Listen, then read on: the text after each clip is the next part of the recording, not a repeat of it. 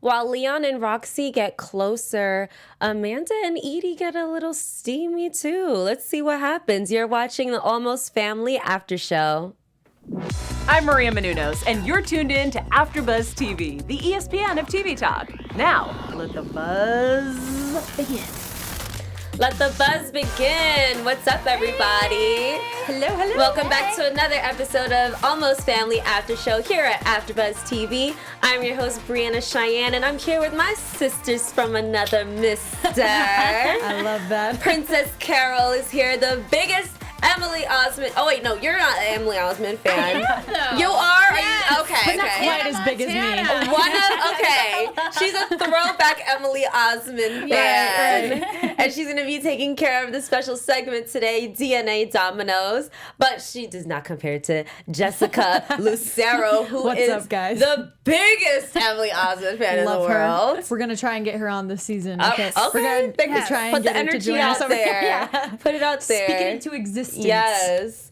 Everybody's getting really cozy this episode. We saw Amanda and Edie having a steamy moment that Tim almost walked in on. I like that. That was a steamy. super close call. Yeah. And then Roxy and Leon are kind of building some sort of bond. I'm not too sure how I feel about it, so we're going to get into that as well. We have some news and gossip, and of course, like I said, our special segment. But first, we're going to start off with our overall thoughts. So what do you guys think? You know, overall thoughts with this episode, I found myself kind of wanting more. I feel like it's only 8 episodes in this season, so I'm like, I just want more from each episode. I want so much because you know that it's going to have to move pretty quickly.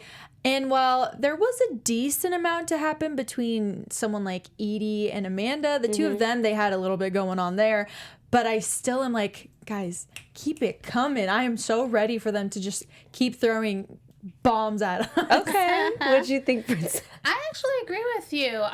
Even with Edie and Amanda, I feel like we haven't gotten a backstory. It just it went from we're getting lunch to we're kissing, but I have no context. Right. And I feel like because it's only episodes, they might be trying to pick up the pace, but I need some backstory from everybody. Like, you can't just give me one sentence and call it a day. I agree, because it doesn't make it realistic. You kind of, I don't like shows that I remember that I'm watching a show. I want to forget. I want the storyline to be that convincing. Feel like you're involved with the show. Exactly. Right. Feel like you're one of their sisters. Yeah, like I want to have that emotional connection. But I did enjoy this episode. I was kind of wanting more. I secretly wanted Tim to see them making out in the hallway. I'm not gonna lie. I'm like, Julia. Yes. I was like, what? Julia? Freaking snitch. And it shows that Julia is a really good person. Yeah. Because knowing that Tim left her for her frenemy, and then she's still kind of protecting him from getting his feelings hurt from something like that. It shows like she's a good person. She's a good person. Could it be me? Feel like at some point I'm gonna need her to tell the truth. Or I guess it seems like next episode she might confront her sister. I don't know. Yeah, we'll see. Oh my god, I like how you're already saying she might confront her sister. Her sister. Yeah. Already throwing that in there. Just going with the previews, but yes. But let's start off with Julia, because she admitted that she's the one who gave the police the laptop. And she's really kind of fed up with Leon and his shenanigans. Yeah. And I think it's because she has this animosity towards him, because she could have had this whole life where she could have gone to medical school, and instead she decided to be vice president of communications for her dad. Glorified secretary. Glorified secretary.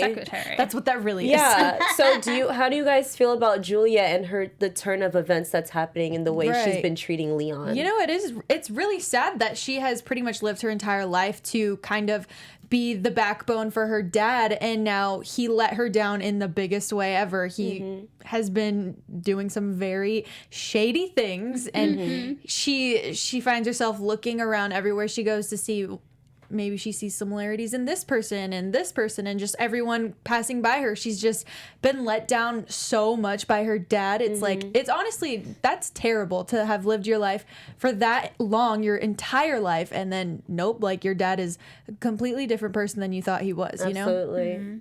I think this is another example of I would love to have more context, because when we first meet her in the pilot, she has a little bit of a chip on her shoulder. She still has that chip.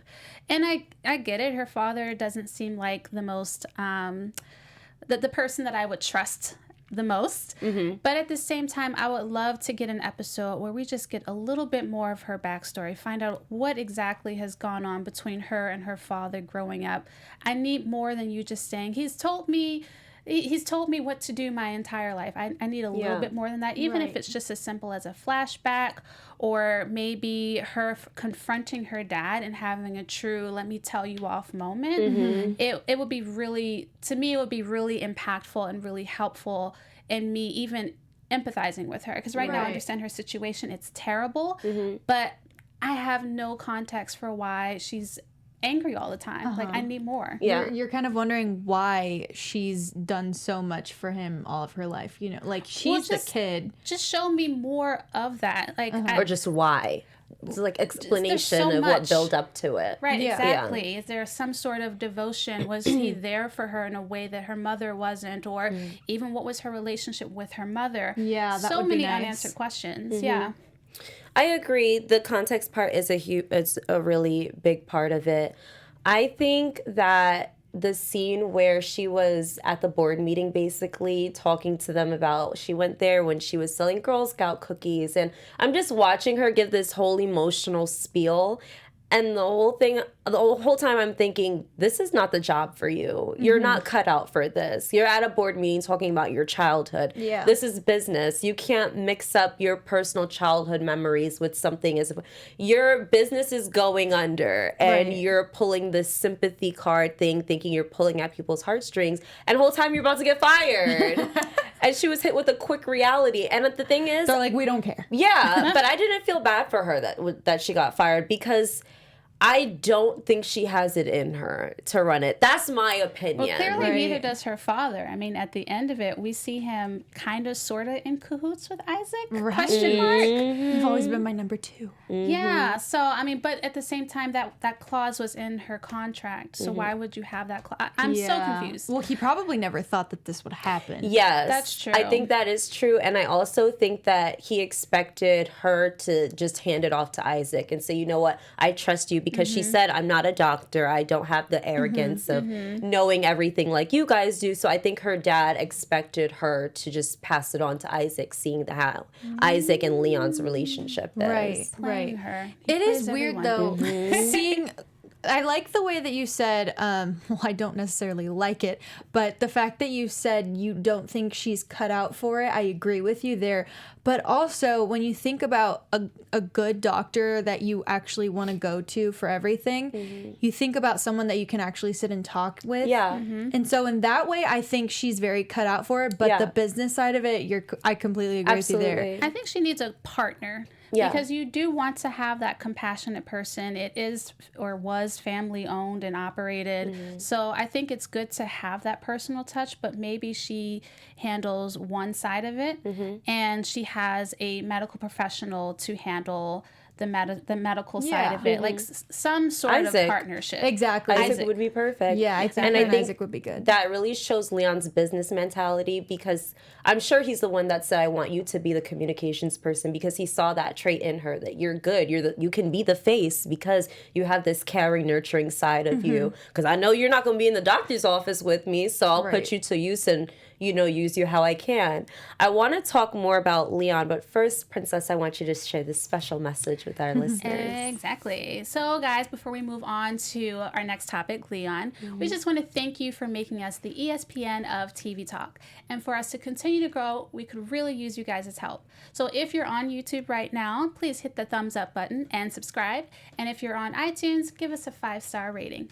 But no matter where you are, leave a comment, interact with us, and get involved in the conversation. Being a part of AfterBuzz has meant so much to the three of us, and we really thank you guys for supporting us. Please continue to like, subscribe, and keep watching our shows. Thanks, guys. Thanks, guys. So, Leon is one manipulative guy. I was going to say another word, but I remembered right after Buzz. But Leon is just beyond manipulative, and first of all, the very first scene where he starts off trying to convince Julia, this is a witch hunt, they're just after me. Take responsibility for what you've done. And don't try to drag your daughter down with you. Exactly. Like, that is a felony, right? Exactly. Yeah. So why would you do that? Yeah. No, that was bad. The first thing I wrote down about Dr. Bechley is that he really knows what to say, and I think you hit it on the nose with that whole calling him manipulative, because that's the perfect word to describe him. He knows what to say to Isaac when he wants him to take charge. He knows what to say to his daughter. He knows what to say to Roxy even, and he just met the girl. Like, he is so good. It doesn't matter who it is. He knows exactly what to tell them. It's sick.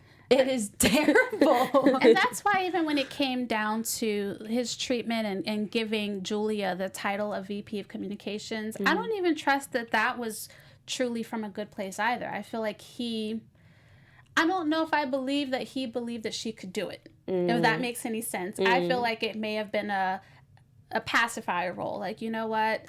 I know that you're going to be frustrated. I mean, again, we don't have any history, any context, but just like, here's this title. You're going to be my secretary, but here's this title. I don't believe you can do anything other than that. So or even having the clause. You just can't trust any part of him. So why do you think that he took her in instead of allowing her to go pursue her medical career? See, I think, again, that would be something we would need context for, because it could be a situation where he knows that she can be manipulated, so you want to keep that person around to do your dirty work. I mean, she almost got rid of the laptop. True. So who knows what else she has done for him in the past or would be willing to do. That's someone, if you're that kind of person, you would want to keep them around. And keep them close. I think it's that he's not... He's great with people in that he is manipulative, like we said, but it's more that she knows what to... Like, she actually has that nurturing side that he doesn't have. So I think that's why she also has, or she kind of has more of a PR kind of position. Absolutely, yeah. You know, it's not so much numbers or anything like that, but she's going to be the face to go out and hold these press conferences and stuff like that. So I think that's probably why he kept her around. Yeah. It also shows that even though to add on to the whole manipulation thing, she hit it right on the head when he was asking about, can you bring me that drawing, the drawing you did when you were a child? And she already said, you're doing that because you want me to feel sensitive. You want me to feel bad for you. And then it's going to lead into me doing another favor for you and another. But the thing is, what's so funny is that Julia knows this about herself, and she's very self-aware, and she knows she's still going to do it regardless. Right. And no matter how badly she doesn't want to care about her dad, she cannot control herself. Right. Did she bring him the drawing? I didn't see that. No, he took it. Oh, right. Yeah, when he and Roxy were at the hospital for the ankle I was monitor caught thing. up in the drug moment. And then he made sure that Julia could see it. Yes, you know? Yes, I did. I peeped that. I did. I want to talk about Roxy and Leon getting closer because I don't like it.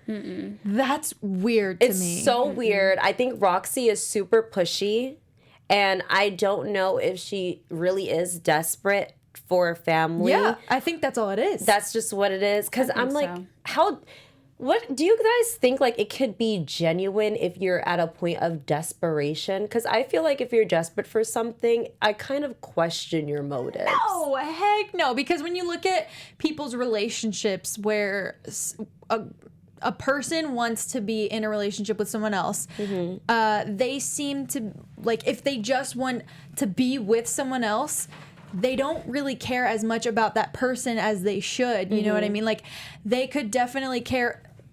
You should care about wanting to be with that person more than wanting to have a girlfriend or a boyfriend or whatever it may be.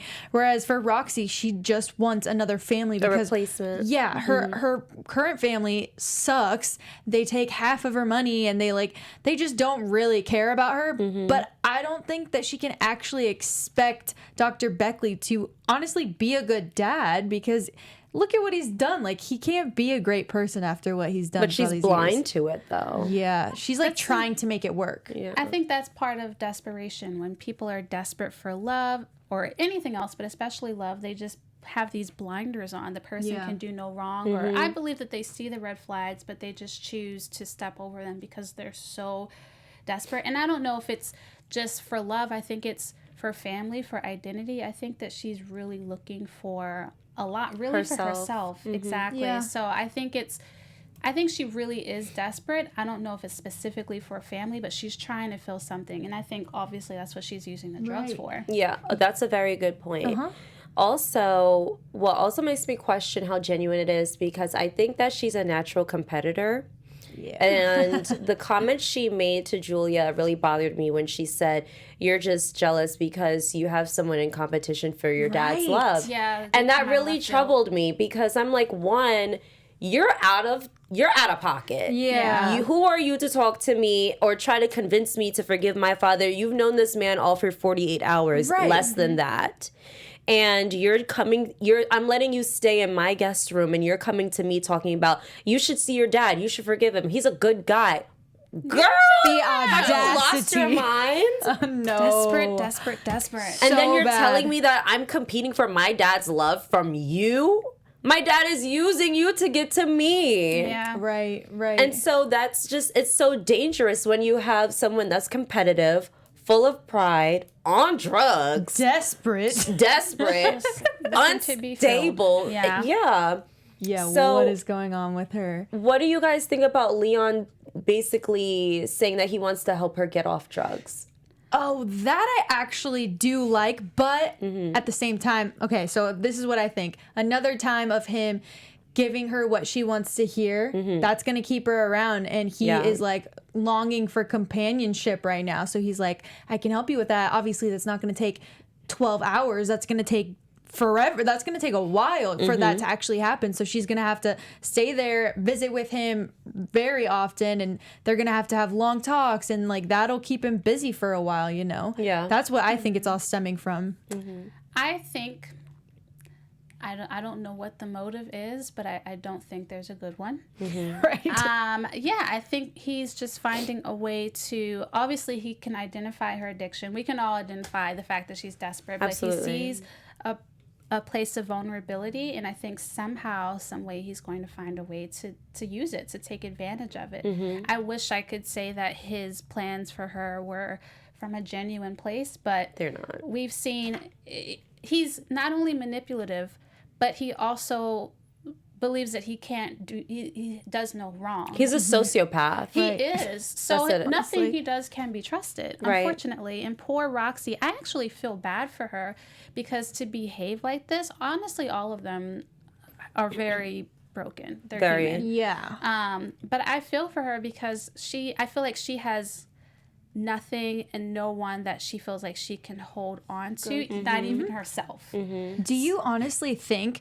that he could identify that she was addicted, or do you think maybe he saw either her pills, or he saw her take the pills, or he saw something? Because when you think about it, there are so many different types of doctors. If you go to a doctor, what is it called? A doctor for your foot, they don't technically know what's wrong with your eyeball, you know? Like, he's over here like, I'm a doctor. I know. Think he I did. Could tell. I think you could tell by the way she was acting, because you can see when someone's pupils are dilated, or if they're not able to really form their words properly. I think there are certain things that doctors pick up on easier than the everyday person. Right.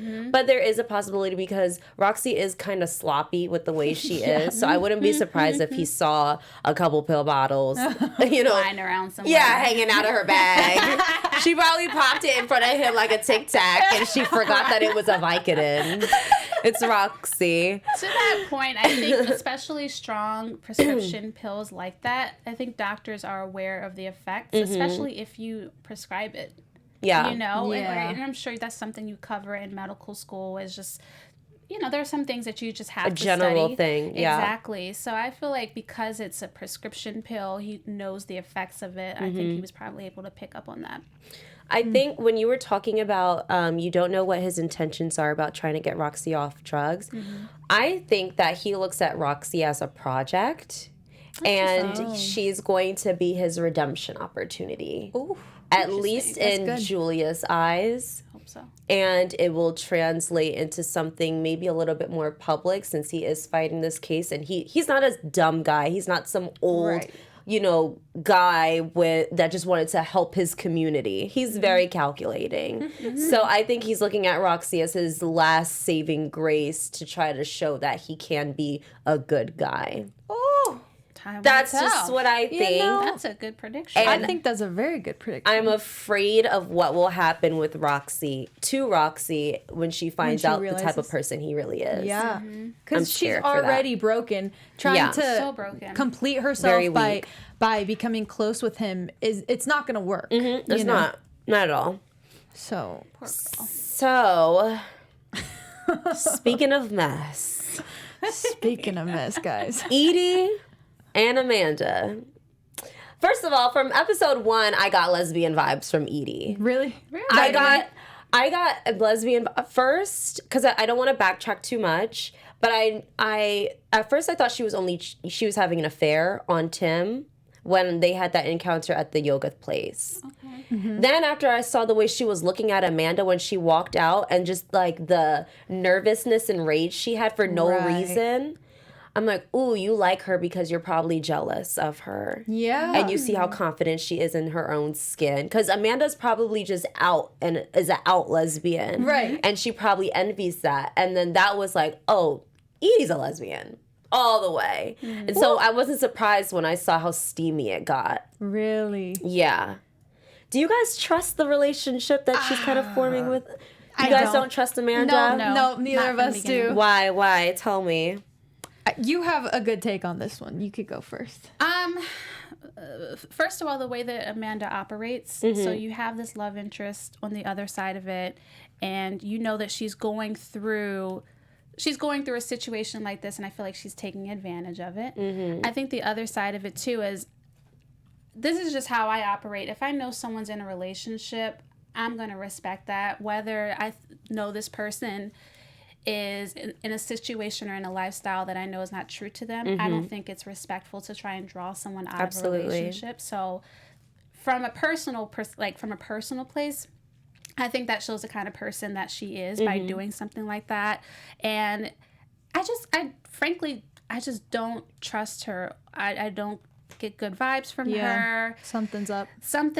I kind of feel like she might be using Edie and her confliction. She's going to use it somehow in the future. To get Edie to not pay as much attention to her case as she normally would, or something along those lines. You know what I noticed with Edie is that when Julia comes around, Julia being Tim's ex, she's so quick to say, that's my husband, we're married. I know. But when it's anyone else, when it's someone like Amanda, she doesn't really bring it up, and it's like, she just lets it slide. She makes out with her. It's like, even when Tim made comments about the way Amanda and Edie were going back in the courtroom, and the first thing she says was, well, were you jealous? Yeah. What straight woman says that to her husband about a woman that you claim you don't like? But what I found interesting was I felt like there was some acknowledgement between them that was the case.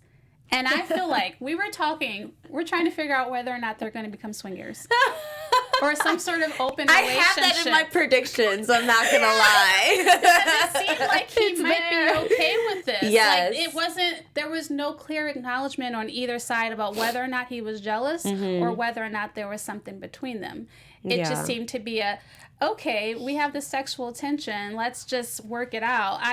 He was definitely turned on by it. Yes, he did say that. But Leon seems so in love with Edie that I feel like even if Tim, sorry. Oh my God, that's gross. Sorry. Tim seems so in love with Edie. Predictions. That I feel like he wouldn't be able to handle if they did have a swinging relationship or just a threesome, because I feel like he would start to get self-conscious, because without even getting physical with Amanda, Edie was already arm's length with Leon, very distant. So I can only imagine once they all cross that physical boundary, I don't think Tim would be able to handle that. I don't think he's in love. I don't see You don't think he's in love with Edie? I think he's in love with her. He's back What? because he's back and forth with Julia, going over to her house in the last episode. I think it's out of care because he knows that he was wrong for doing what he did.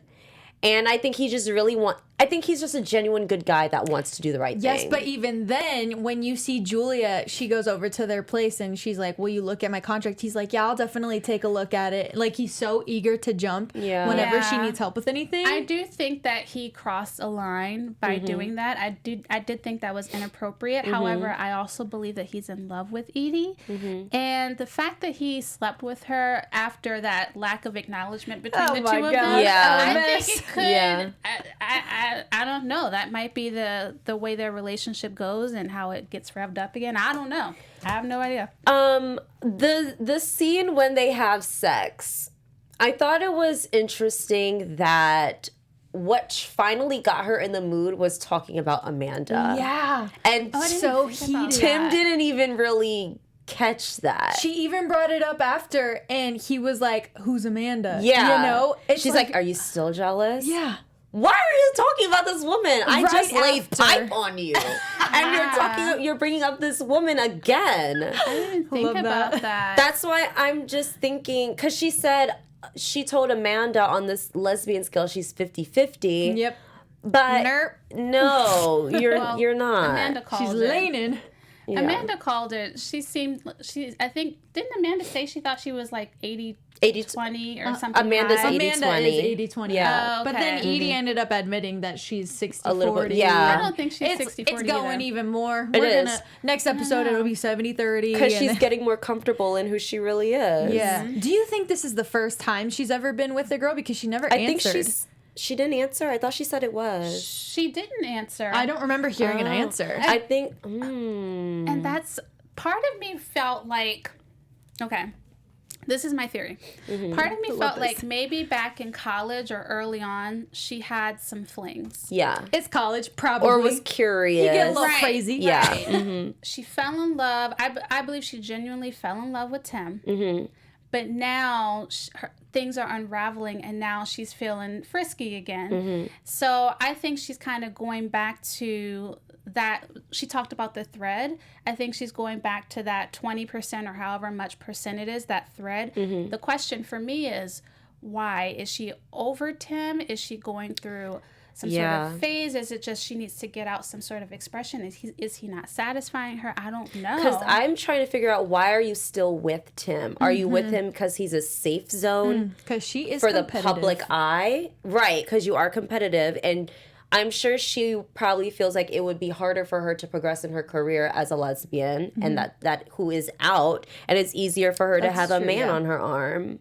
And on top of that, she's a black woman. Let's not forget that, too. That's true. So I feel like she's still with him because it's just safer. And I think she respects him, but in a friendly way. I don't think she romantically feels anything I agree with anymore. that. You could just see it that she is lacking so much in that romantic side of those romantic feelings with Tim. I said this last week, I'll say it again this week, I really think a lot of it has to do with how competitive she is with Julia. Absolutely. She does not want him to go back to his ex and the chick that she does not get along with. And that's why she fights all the time. She has so much tension every time he wants to help Julia. She's always like, why not? What did she do to you? Right. She didn't steal your man. Right. I feel like there's so much therapy that needs to take place Yes. We need here. flashbacks. We need flashbacks. flashbacks. We need Some sort of we context. need context. Almost something. family writers. Right. Please, Did if you're her and Amanda listening. know each other from college? How did her and Tim get together? Because I know their moms were friends. Yeah. Their moms goes were back friends. No, More. not her and Julia. Her and Amanda, the lawyer. Oh, Amanda. Right. Amanda. Yeah, I want to get more context. Yeah. How did she and Tim get together? Yeah. And Yeah. I guess we'll figure that out more because we are just on the second episode. Yeah. But in the meantime, let's get into some news and gossip. Jessica, I know you have guys. some juicy stuff for Dude, us, I girl. have some juicy stuff. Let me fill you right. in on this. I'm going to read this title that was printed by the Daily Beast just recently. It was updated today. So it says, Almost Family enrages real-life children of doctors' secret sperm inseminations. It's disgusting is what they say. So guys, this is something that has been happening worldwide. I shared this with you last week that there were a couple that were dating back to the 1970s. They were in Canada, all throughout America. Another one recently came out where a doctor has been doing secret sperm inseminations. And, you know, these people who are in these families who this happened to them, they're disgusted by this movie or by this show being... They think that it's kind of too happy-go-lucky, and they're skipping over the fact that this is rape. This is sexual assault, not rape. Sorry, sexual assault. And I think I agree with that. They definitely need to address that whole sexual assault issue a little bit more. What do you guys think? Yeah, when they announced that was the charge, I actually, in the pilot, I actually was excited because I wanted them to really dive into that subject. I feel like when people hear sexual assault, they don't think of this. But like you said, it happens more often than we realize. And I wish the show would delve a little bit more into that. I guess it would then become a true crime show. Exactly. You know, but it would issue. change the genre. But still... I do feel like they glossed over it. They don't touch it enough.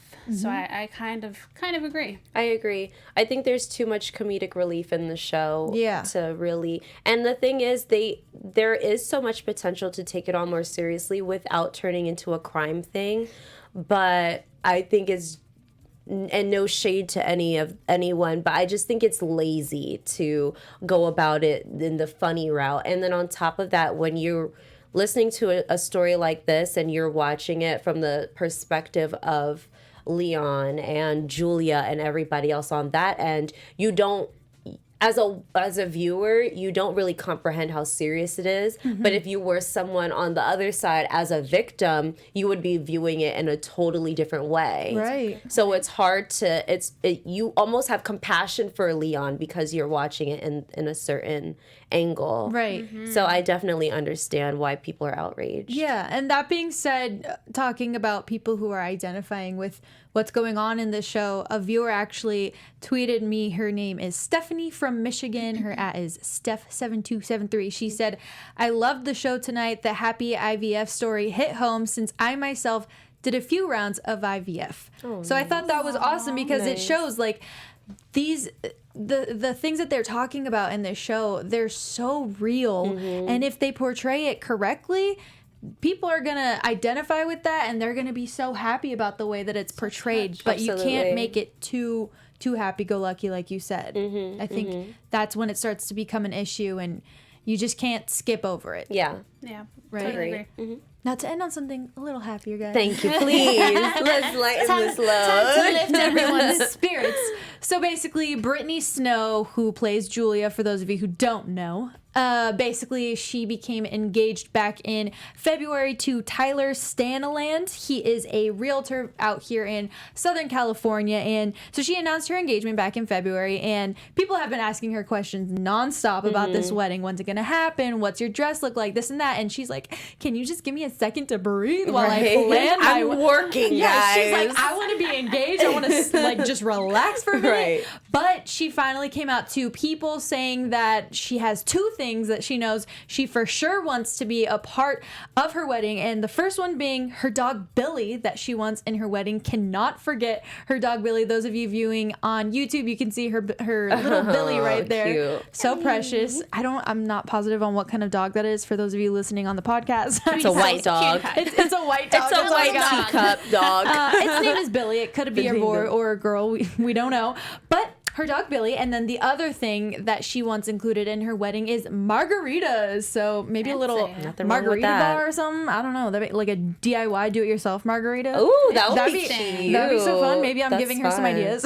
All right, Brittany. Well, make sure you give that credit to Jessica when you show up at your wedding with those margaritas. Invite us. That's all. Yeah, invite us. Thank you for the news and gossip. Of course, it was fun. So, Princess, yes. Let's get this special segment going. All right, guys, our special segment is DNA Dominoes, where every week we will talk to you guys about a different celebrity and someone you may not know they're related to in the industry. So this week we have X's and O's singer Elle King. She was raised in Ohio by her mom and her stepbrother, but she was estranged from her father. Her father was a workaholic, so he couldn't be around. Now, this is a clue to tell you who he is. She was born Tanner L. Schneider. Can you guess? Her father is Rob Schneider, the only Schneider I know of in this industry. Right. Rob Schneider. Love that. Yes, thankfully the two have recently connected. Rob has had 2 younger children in recent years, and she wants to be involved in their lives. Nice. So as a result, the two have actually been able to come together, and she says that Rob is her biggest fan. So I'm happy to see them come together. Yeah. That's That amazing. is really cool. Yeah. Kudos to you guys for working that out. Yes, Right? exactly. That's tough. We got a couple of viewers tuning in, by the way. Oh, yeah, that's because Jesse Jones, she's back. Thank you so much for being back this week. So basically, Logan Knight says, I hope the dad can be redeemed when he realizes that what he did was wrong. But Jazzy says, Logan, he shouldn't. Straight up. She shut that down. Love that. And then she also said, congrats to Brittany Snow, which, yeah, we should have said that. Congrats, Brittany Snow, obviously. On the wedding. Can't wait. Awesome. Well, that was amazing. Yeah, I really that was I enjoyed tonight's show. Yeah. I really like how we dissected everything. Maybe we answered some questions for you guys because Right? the writers, they didn't really answer too many for us. I don't know. But we're looking forward to some more episodes to come. Again, my name is Breanne Chianne. You can follow me on Instagram at IamB_Cheyenne, CHIANNE. And you can also catch me on 90 Day Fiance before the 90 days in about right now. Where can they find you guys? You guys can find me at Jess Lucero Live on Instagram and Twitter. I also host A Million Little Things. That'll be tomorrow night at 7:10 p.m. So make sure to tune in, guys. And I am Princess. You guys can find me on Instagram and Twitter at PrincessDTV. And I'm also on the All Rise After Show, which is Monday nights. All right. Thank you so much again for tuning in. See you next week. Thanks, Bye. guys. See you next week. Our founder, Kevin Undergaro, and me, Maria Menounos, would like to thank you for tuning in to AfterBuzz TV. Remember, we're not just the first, we're the biggest in the world, and we're the only destination for all your favorite TV shows. Whatever you crave, we've got it. So go to AfterBuzzTV.com and check out our lineup. Buzz you later. The views expressed herein are those of the hosts only and do not necessarily reflect the views of AfterBuzz TV or its owners or principals.